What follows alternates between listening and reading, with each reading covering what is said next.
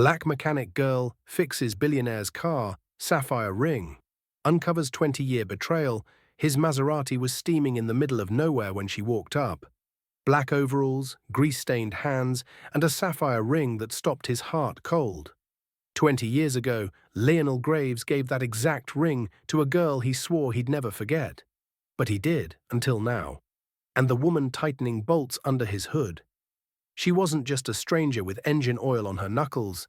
She was the secret his billionaire empire was built to bury, and the truth on her finger was about to burn everything down.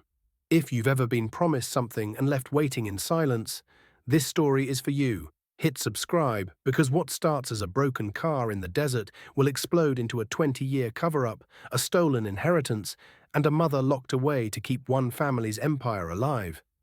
And the woman they thought would stay forgotten. She's back, with proof.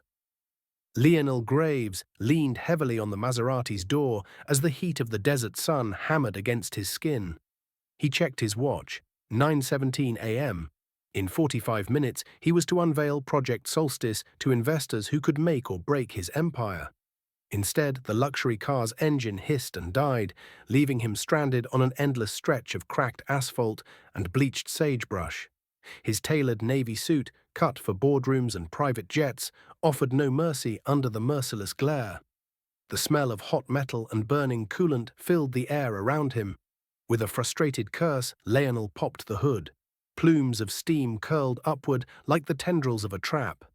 His cellular signal had vanished with his engine's roar. His assistant's promise of roadside support was as hollow as the canyon that surrounded him. He was the youngest CEO in Solstice Technologies' history, revered for his ruthlessness and brilliance. And right now, he was helpless. A battered pickup rumbled into view, its paint sun-faded and underneath, the engine rattling like loose gravel.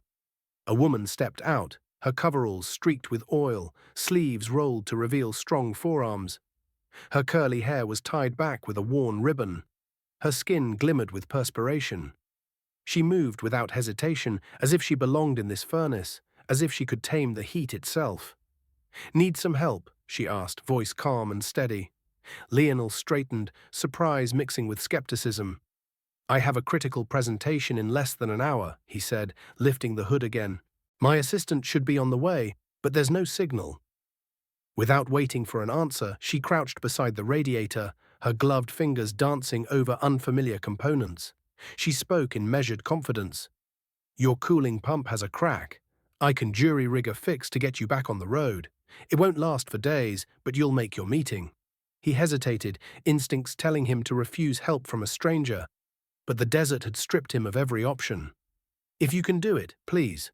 As she worked, Lionel studied her, the precise way she coaxed the capillary tube back into place, the focused set of her jaw, the strength in her lean muscles. When she finally wiped her hands on a rag and closed the hood, he reached into his wallet, pulling out a crisp 20. She held out her hand. And that's when he saw it, an antique silver ring set with a small blue sapphire. Its filigree was delicate, almost forgotten by time, yet unmistakable. The same ring his mother had praised, the one he'd once slipped onto the finger of a little girl in the orphanage courtyard 20 years ago. His breath caught. Memories, long buried under board meetings and quarterly forecasts, flashed back. A promise whispered beneath a shady elm, the girl's bright eyes shining with hope, the weight of responsibility pressing on a 10-year-old's shoulders. "Where did you get that ring?" he managed, voice tighter than he intended. She paused, her fingers curling around the sapphire as if to protect it. "It belonged to my mother," she said softly, glancing back at him with eyes that bore his own shock. In that moment, two strangers stood alone on a desert road, connected by a token of the past and a secret too dangerous to ignore. He realized the afternoon would change his life, and hers, forever. He climbed back into the Maserati, heart hammering as the engine roared to life. For a moment he just sat there, gripping the steering wheel, replaying the image of that sapphire ring glinting in the sun. 45 minutes ago, he'd been the golden boy of Solstice Technologies, on the brink of the biggest deal of his life. Now, every confident step he'd taken felt like a lie. The desert highway stretched before him, heat waves dancing across the asphalt like ghostly dancers. He pushed down on the accelerator, not caring about the RPM gauge ticking red. Each mile took him farther from Raina's battered pickup, but also deeper into his own mind. He could still hear her voice. It belonged to my mother. 3 words that cracked open the vault of his memories. He remembered the orphanage courtyard 20 years ago, a dusty playground shaded by a single elm. He was 10, scrawny, too serious for his age, sleeves rolled up because he'd refused to wear donated clothes that smelled like strangers. She was there, a small girl with big eyes and a crooked grin, clutching a carved wooden bird. When she held out that bird, her smile had lit up the whole yard. He'd felt a spark of warmth he'd never known at home. Then the day his father had come, black suit, tight smile, a hand on his shoulder that felt more like a claim than comfort. "Son," he'd said, "it's time to go." He'd looked back, and she'd been watching him, that same sapphire glinting on her finger, as if she knew he would vanish. He'd promised her he'd come back. He had to. He'd tucked the ring into his pocket, a secret talisman. But as the years went by, boardrooms, private jets, quarterly forecasts, the ring was lost in a drawer, and her face faded like a half-remembered dream. Now, peeling out of that memory, he slammed the brakes. 20 minutes to his presentation. Investors weren't forgiving, but nothing felt important anymore. He swerved into a turnoff, heart rattling every bone in his chest. He wasn't going back to the city, he was going back to the workshop. To the woman wearing his past on her finger. He found the garage on the edge of Aurora City. Faded sign, dusty windows, the same battered pickup in front. Nervous adrenaline burned through him as he stepped inside. Raina sat on a stool, arms folded, eyes fixed on him with a wary intensity. Her posture said, "Don't waste my time." "I need to talk," he said, voice rough. She didn't move. "About the ring." Her gaze flicked to his hands, then back to his face. She stood, wiping grease on a rag, posture stiff. "You fixed my car," she replied, voice neutral. "What about the ring?" He closed the distance between them, every step echoing in the quiet shop. "It was mine," he said. "I gave it to you. You were that girl." Her eyes sharpened. "I don't know what you're talking about." Anger and pain surged through him. "You said it belonged to your mother. My mother gave that ring away." He pulled a photograph from his coat pocket, a grainy orphanage snapshot showing 2 children under a leafy elm. Her small hand wore the sapphire ring. She stared at the photo, raw shock etching her features. She backed away, voice trembling. I don't remember." He felt his throat tighten. "You promised you'd wait for me. I promised I'd come back. And I didn't." Silence smashed between them, heavier than any engine block. Sparks of betrayal and confusion flickered in her eyes. He realized this wasn't just his confession. It was her reckoning. For a heartbeat, they simply stared. 2 lives intertwined by a broken promise and a token that carried 2 decades of buried secrets. Then, finally, she spoke. "Why now?" He drew in a slow breath, fists clenched at his sides. "Because I have to make it right." Lionel stepped through the open garage door, the afternoon light tracing the dust motes that danced around Raina's solitary figure. She was perched on an overturned oil drum, arms crossed, gaze fixed on the concrete floor as if memorizing its cracks. When she heard the engine's distant hum fade, she looked up, eyes guarded, folding him into suspicion and weary defiance. He stopped a few feet from her, heart pounding as though he'd sprinted the desert road on foot. In his hand was a small carved wooden brooch, the very bird she had given him 2 decades ago. Its paint was chipped, the wings slender and fragile beneath his fingers. "I've carried this with me all these years," he said, voice low, each syllable loaded with shame and longing. He extended the brooch, offering it back to her. "You gave me this when we were 10. She blinked, jaw hitching as recognition rippled through her features. "How did you even keep it?" Her voice was rough, brittle, like a chain stretched too far. He swallowed. "It was the only thing I refused to hand over to my father. I told him it was precious. He let me keep it." He hesitated, pain flickering across his eyes. "Until he decided he didn't want me anymore." Raina's shoulders stiffened. Memories surged of a scrawny boy with eyes too old for his face, kneeling beside her on a dusty courtyard floor, clasping her small hand as they traded secrets beneath that elm tree. She remembered his promise, "I'll come back for you, Rain." But she hadn't heard from him. Not a letter, not a call, just silence. "He promised," she whispered, the words barely audible. "You promised to come back." Her voice cracked, the long suppressed hurt seeping out. Lionel's throat tightened. He glanced toward the workbench where wrenches and sockets lay scattered. "I tried," he said. "I tried so many times, but every time I mentioned you, your name, my father shut it down. He said you were trouble, a reminder of my place in that orphanage. He said you'd hold me back." She laughed then, harsh and short, echoing off the corrugated metal walls. "Trouble? You think I was the problem?" She stood, her frame slender but defiant, and paced a slow circle around him. "You walked away. You left me standing there with a ring I didn't understand, waiting." "I know," he said, voice trembling, "and I've regretted it every day." He stepped closer. "When I saw that ring under your glove back on that roadside, I realized how deep the lie went. I thought I was doing right by my family, by them, but I destroyed the only connection to my real self." Her eyes glistened with unshed tears.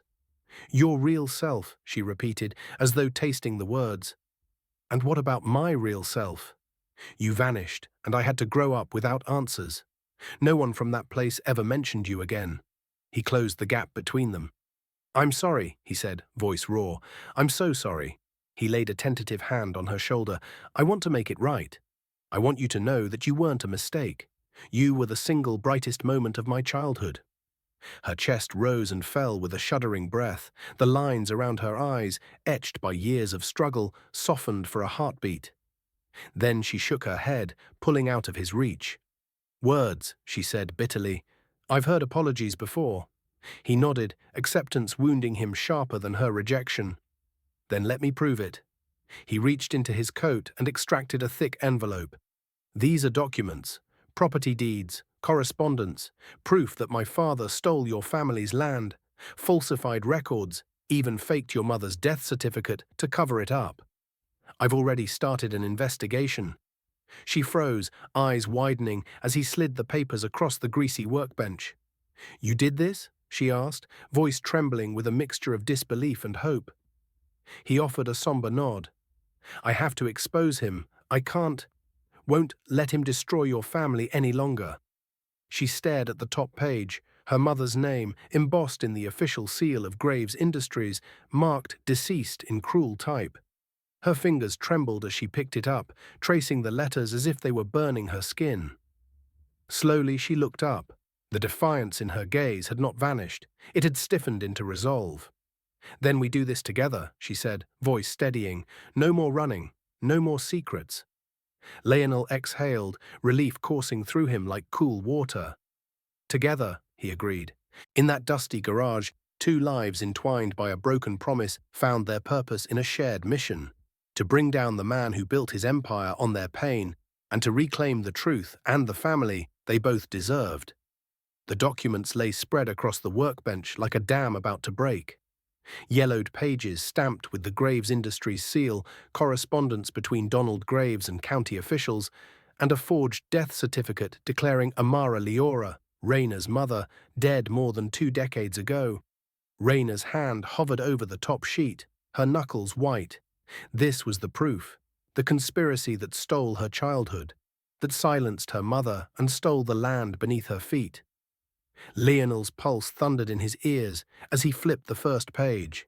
"This can't be real," he whispered, voice brittle, but every signature, every official stamp, every line of type told the same story.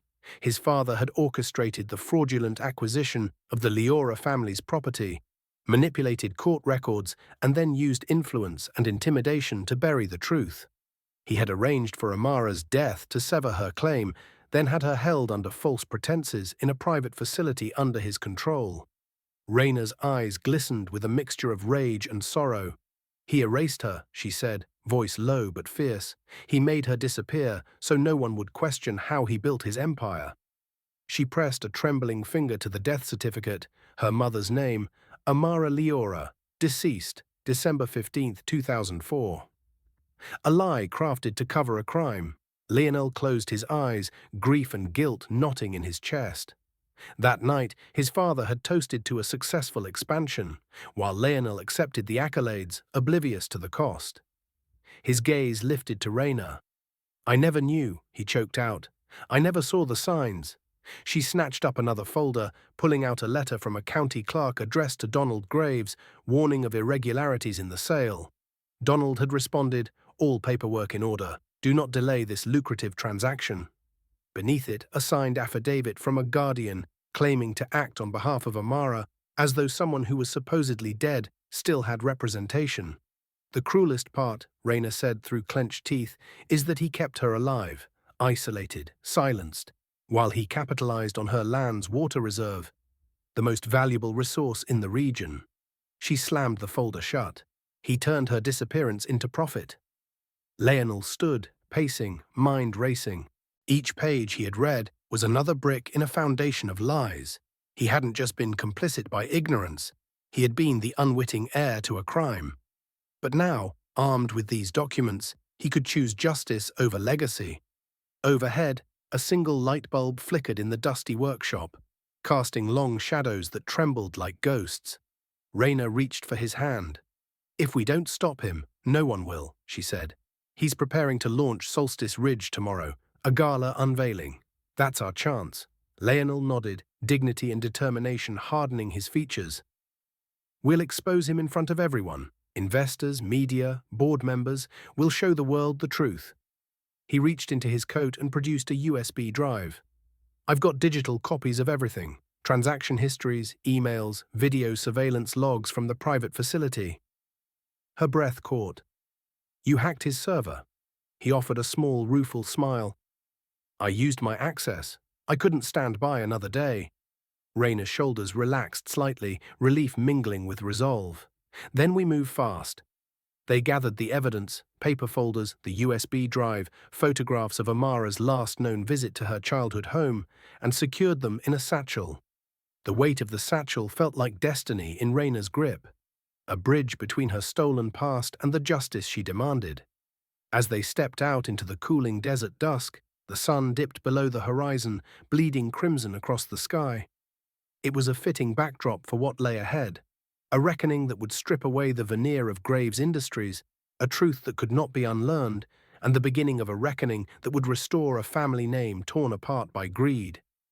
This was their moment, an exposé born from betrayal, carried on the shoulders of two people determined to unearth a buried legacy and bring a monster to heel.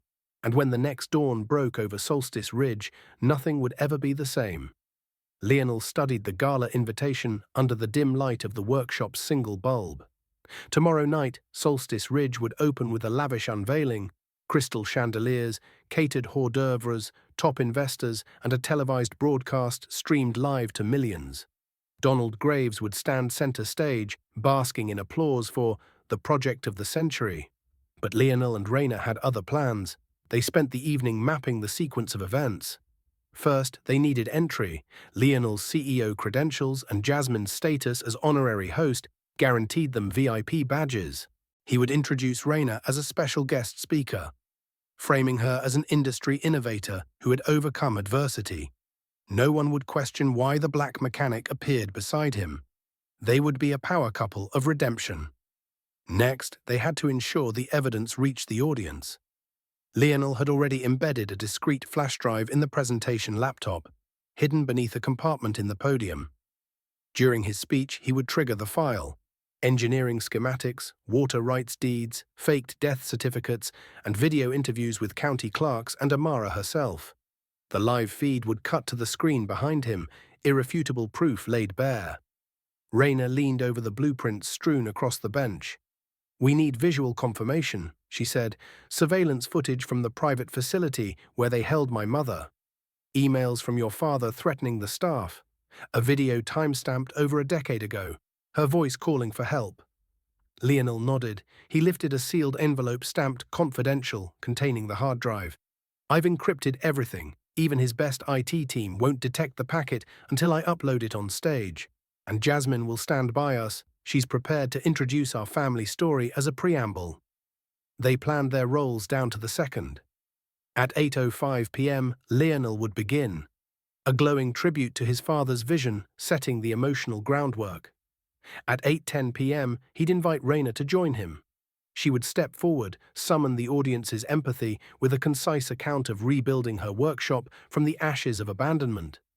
Then at 8:15, he'd press enter, and the screen would flicker to life with documents that would shatter graves of lies. But execution required more than technology. They needed allies on the inside. Xavier had agreed to provide an escort, a retired security guard, Gino, who once worked at the facility and knew the guard rotations. Gino would disable select cameras in the backstage area, ensuring they could place the flash drive without raising suspicion. He'd slip into the control room disguised as an audio-visual technician. Meanwhile, Jasmine would coordinate with a trusted journalist, Marisol Vega, invited as press. Marisol's cameraman would record the entire exchange from a front-row vantage point, capturing not only the documents on the screen, but also Donald Graves's reaction. That footage would stream simultaneously on independent news outlets, preventing any live feed blackout. Throughout the evening, tension crackled like static electricity. Raina double-checked her toolkit. A pen drive loaded with additional files, a hidden microphone clipped to her collar, and a small packet of notes to jog her memory if nerves took hold. Lionel rehearsed his speech in a quiet corner of the workshop, his voice taut with anticipation. Each phrase had to flow seamlessly from praise to betrayal, guiding the audience's emotions from admiration to outrage. At midnight, they convened one last time before fleeing to their safe house across town. Lionel's face was drawn, but determination burned in his eyes. "We expose him, and his empire collapses in real time," he whispered. "We give my mother back her name. We give you back your land. And we reclaim our family." Raina placed a hand over his. No turning back. When dawn broke, the desert horizon glowed pale gold. They dressed in suits tailored for the gala, sleek, understated, masking the storm they carried beneath.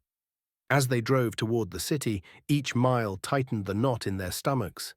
This was more than a confrontation, it was a reckoning. Their plan was laid out like a blueprint for justice, every detail calibrated to shatter the illusion of Graves Industries. In less than 24 hours, the world would see the truth. Raw, unfiltered, and devastating. And Lionel and Raina would stand together in the spotlight, ready to reveal a legacy of greed built atop the ruins of a stolen childhood. ChatGPT Jun Noi. The ballroom glittered with crystal chandeliers, its marble floors reflecting the soft glow of 100 candles. Investors in tuxedos and gowns murmured in anticipation as Donald Graves took the stage, smiling with the practiced confidence of a man who believed his empire was unassailable. A live feed beamed the scene to millions, the unveiling of Solstice Ridge, the crown jewel of Graves Industries. Lionel stepped up to the podium, voice steady as he began his introduction. He spoke of his father's vision, the decades of sacrifice and ambition that had turned a small water utility into a business titan. The audience leaned forward, enamored by the narrative of progress and innovation.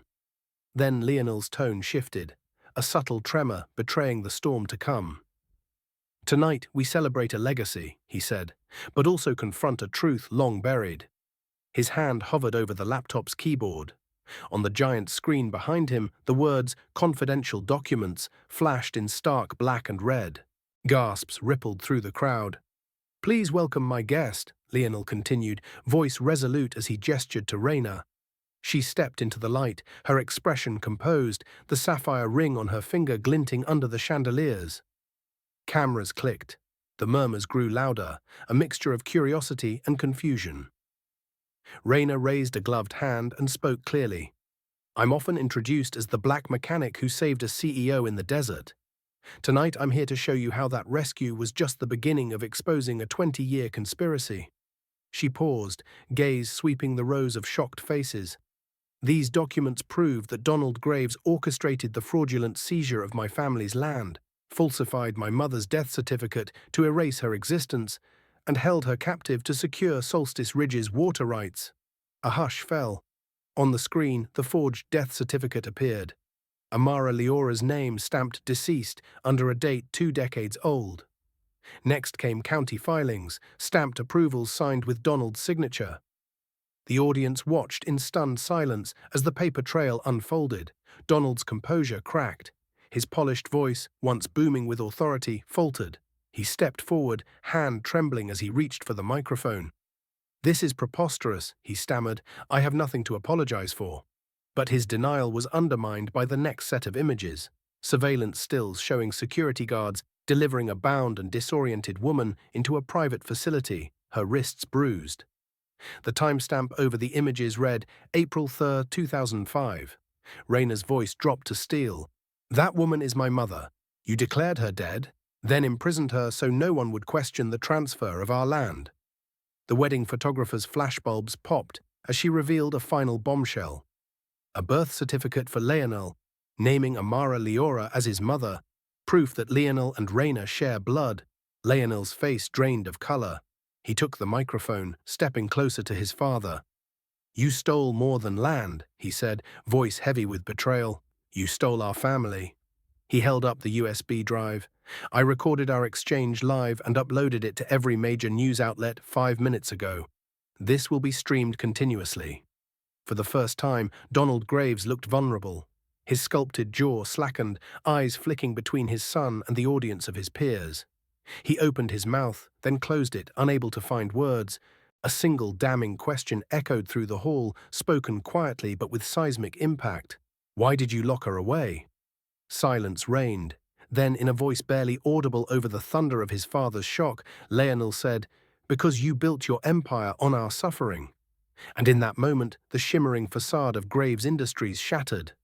The patriarch's power wavered as every camera lens, every phone recording, and every eyewitness bore witness to a revelation that would destroy an empire and restore a stolen family. A hush fell over the grand ballroom as Jasmine Wells, Lionel's fiancée, swept through the crowd with a sheaf of documents clutched in her hand. Her heels clicked on the marble floor, drawing every eye. Lionel's pulse thundered in his ears.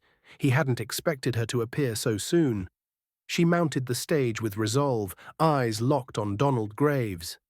"I believe you'll want to see these," she said, her voice carrying across the stunned silence. She laid out a bundle of legal papers.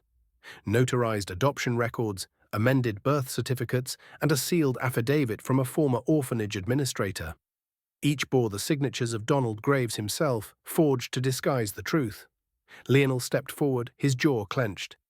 "These prove everything," Jasmine continued. "Not only did you steal my future husband's family land and imprison his mother, you also orchestrated his adoption to replace your own lost son." She pointed to the first record, a birth certificate naming Amara Leora as Lionel's mother. The audience gasped as the camera zoomed in on the official seal, City of Aurora, Department of Vital Records. Rayna's breath caught. She stared at the papers, her world fracturing and reassembling in a single heartbeat. He's my brother," she whispered, the words coming out as breathless as a confession. Lionel's face grew pale. He reached out, trembling, to touch the embossed lettering on the affidavit. "My mother," he said, voice hollow. "She didn't just belong to you, Rayna. She was mine, too." At that moment, the doors at the rear of the ballroom swung open and Amara Leora stepped into the light. Silence deepened into reverence as she approached the podium, her once vibrant frame now gaunt but dignified. The sapphire ring on her finger caught the chandelier's glow, flashing memories of a little girl waiting under an elm tree. "My children," Amara's voice was soft, yet carried through every corner of the room. "I never abandoned you. I was taken, silenced, and hidden away so this man could seize our home, and then erase your existence." She gestured at Donald Graves, whose face had drained of color. "I signed no papers. I had no chance to fight, and yet here you stand, together, because the truth will always find its way home." Tears welled in Rayna's eyes as she took her mother's hand.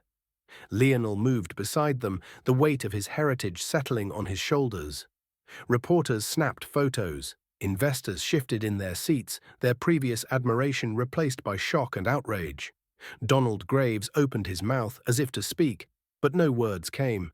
The empire he had built on lies and fractured families stood in ruins. His once commanding presence was reduced to a man caught in the glare of his own deception. Jasmine stepped forward, her gaze unwavering. "My own family's merger with Graves Industries was supposed to unite two legacies," she said. "Instead, it nearly buried the greatest legacy of all, the truth about who these two are, siblings born of love, ripped apart by greed." Lionel raised his voice so that every guest could hear. "I reject the name Graves," he declared. "I reclaim the name Leora, as does my sister. We will restore our family's honor and return what was stolen." A murmur of approval swept the room. Cameras zoomed in on Raina and Lionel, standing side by side, their shared bloodline undeniable. Jasmine held out her arm for Lionel to take, while Amara wrapped Raina in a gentle embrace. In that moment, under glittering chandeliers and before the world's eyes, a family torn apart by betrayal was made whole again. The empire of lies crumbled at their feet, and from its ashes rose a new legacy, one built on truth, justice, and the unbreakable bond between siblings. When the last photograph was snapped and the cameras finally lowered their lenses, the world watched in stunned silence as Graves Industries, the empire Donald Graves had spent a lifetime building, crumbled in real time. Within hours, federal agents in crisp black suits arrived at the Graves family estate, carrying sealed indictments for fraud, kidnapping, and document forgery. Donald Graves was led away in handcuffs, his tailored suit rumpled, his once commanding presence reduced to a shamefaced figure shuffling between agents. The headlines the next morning burned across screens worldwide. Graves' empire topples. Billionaire patriarch arrested. Family heir exposed as orphan. In court filings released for public record, the full horror of the conspiracy was laid bare. Prosecutors detailed how Graves had orchestrated the falsification of legal documents to steal Amara Leora's land, how he had faked her death certificate to erase all claims against his company, and how he had secretly imprisoned her in a clandestine facility for 2 decades. Each charge carried maximum sentences, up to 20 years for kidnapping and fraudulent imprisonment, another 20 for forgery and conspiracy to commit fraud. Meanwhile, state land records were amended. The Leora family property, once subsumed into the Solstice Ridge development, was returned immediately to custody of the Olivia Foundation, established by Lionel and Raina to manage the land as an environmental reserve. Over 1,000 acres of water-rich valley were set aside for public use, wildlife conservation, and sustainable agriculture. The first board meeting convened under a banner that read, "From Injustice to Renewal." Lionel Graves, now Lionel Leora, stood before a gathering of community leaders and reporters beside his sister, Raina Leora, and their mother, Amara. With proud resolve, he announced that the Olivia Foundation would fund scholarships for orphaned children, vocational training for displaced workers from the failed Solstice Ridge project, and free legal services for families fighting corporate land seizures. Raina, her hands still bearing the faint grease stains of her mechanics days, addressed the audience with fierce compassion. "This valley was our home. It was taken by greed. Today we reclaim not just land, but our dignity. We turn the mistakes of one man into opportunities for hundreds." Her voice carried the weight of her journey, from desert roadside mechanic to co-founder of a philanthropic foundation. Amara Leora, the woman once declared dead, spoke last. Her voice was gentle but firm. "I lost 20 years of my children's lives. I lost my name and my freedom. But today, I reclaim my place as mother, as guardian of this land, and as witness to what truth can accomplish. I forgive, but I do not forget. Justice has been served." Across the corporate world, boardrooms that once fell silent at the Graves name erupted with discussions about ethical oversight, transparent governance, and the human cost of unchecked ambition. Solstice Technologies' stock plummeted as investors fled.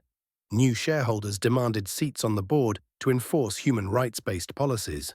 Major news networks ran continuous analyses, legal experts debating the precedent set by the case, activists celebrating a rare victory for the powerless, and commentators marveling at how a single sapphire ring had ignited a revolution of accountability.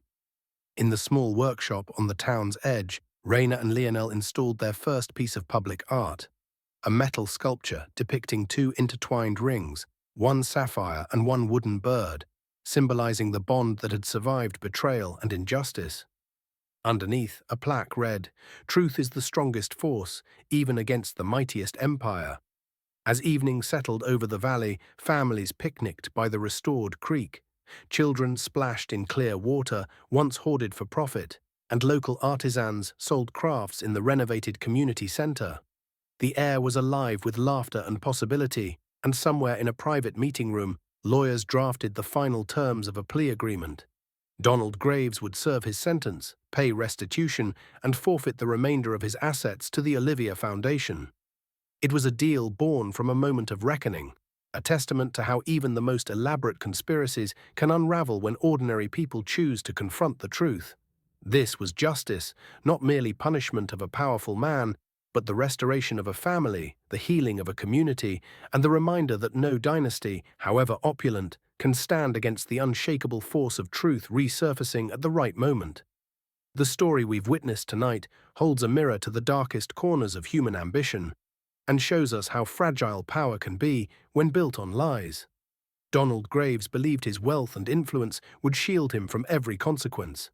Instead, a single ring, an heirloom of love and promise, became the catalyst that exposed decades of fraud, kidnapping, and betrayal. There's a lesson here for all of us. No matter how high you climb, you cannot outrun the truth. Wealth may buy luxury cars and grand estates, but it cannot purchase a clear conscience or reclaim the years stolen from the innocent. Rainer and Lionel remind us that courage isn't measured by titles or bank balances. It's measured by the willingness to stand up and demand accountability, even when the odds are stacked against you. We learn, too, that family is not defined by names on birth certificates or the walls of mansions. It's defined by shared history, loyalty, and the bonds that survive every attempt to sever them. Rainer's decision to face her oppressor and Lionel's choice to reject his adoptive legacy show us that reclaiming our identity sometimes requires confronting the very people we once trusted most. Their journey also teaches us the power of solidarity. When witnesses like Xavier and Jasmine stepped forward, when the retired guard Gino risked everything to help, each small act of bravery contributed to a reckoning far beyond a private vendetta. Justice was not served by one person alone. It was delivered through the collective resolve of a community unwilling to accept corruption as an unchangeable fact. And finally, this story reminds us of hope. Amid the wreckage of Graves Industries, a foundation was born, dedicating acres of restored land to conservation, scholarships, and legal aid for those who still need a voice. From injustice came renewal, proving that the worst abuses can give rise to the most transformational change. If only we dare to confront the lies and choose truth. If this saga of stolen land, broken promises, and ultimate vindication moved you, remember that similar injustices play out every day, often hidden behind boardroom doors and legal loopholes. You have the power to listen, to speak up, and to support those who fight to reclaim what was taken from them. Share this video with someone who believes in standing up for what's right, because awareness is the first step toward change. Don't forget to subscribe for more stories that reveal the hidden forces shaping our world, and the courageous individuals who refuse to let corruption win. Hit the like button if you believe that truth, no matter how deeply buried, will always find its way to the surface. And leave a comment below telling us, what would you risk to expose a lie powerful enough to topple an empire? Thank you for watching. Stay vigilant, stay compassionate, and remember, even the mightiest empire can fall when ordinary people decide that justice matters more than profit.